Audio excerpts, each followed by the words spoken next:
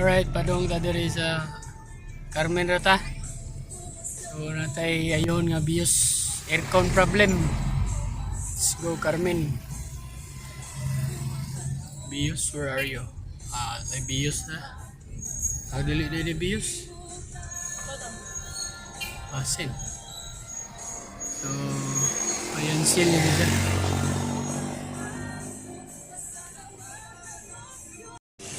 Mara ito guys, Toyota Vios. So liko sa ta. What's the problem of your aircon, bro?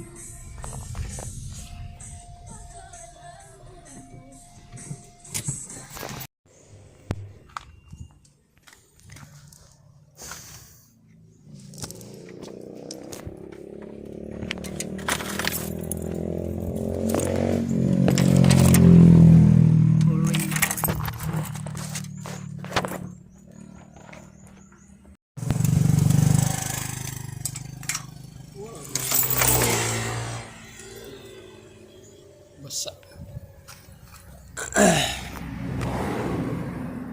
Alright. Replace o-ring tanan.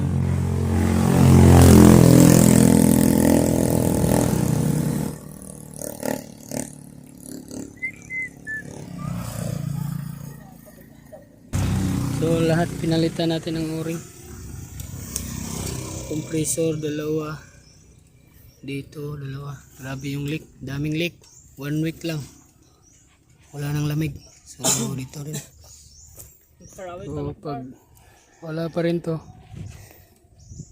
Tapos walang leak lahat. Baklas tayo ng dashboard. So Toyota Vios na Superman. Ayan o, yan yung leak o. Dito banda. Ayan. Kita nyo naman na makintab-kintab yung agi niya. So dito rin pinalitan na lang namin lahat para wala nating babalikan. Dito, yan. Linisan na rin para malaman natin kung may leak ba. Kasi pag hindi natin nilinisan ay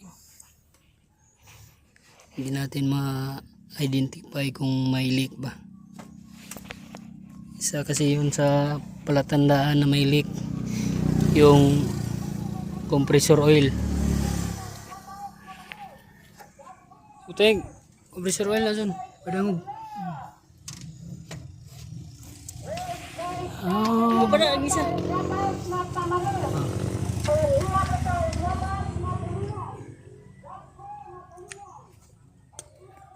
Shout out sa Tulingan.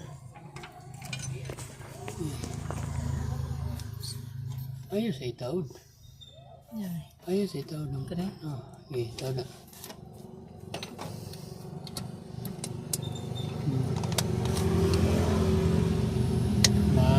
Nice ka boy. Okay, ganyan na sila? Or dito Iwanti. Yun lang pala. Ano ba yan boy? Let's go. Start. Start.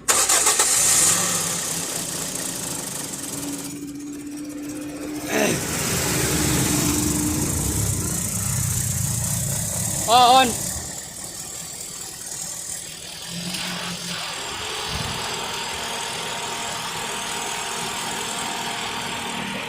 Medyo tingog-tingog na yung ano.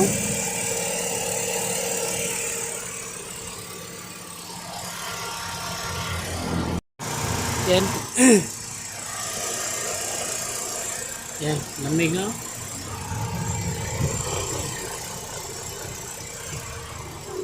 So, karga.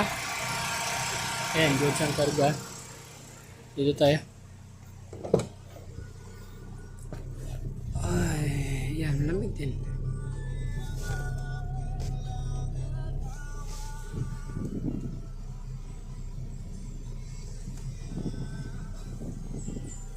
So, nangyari mga kapaksit ay simple lang. O-ring leak.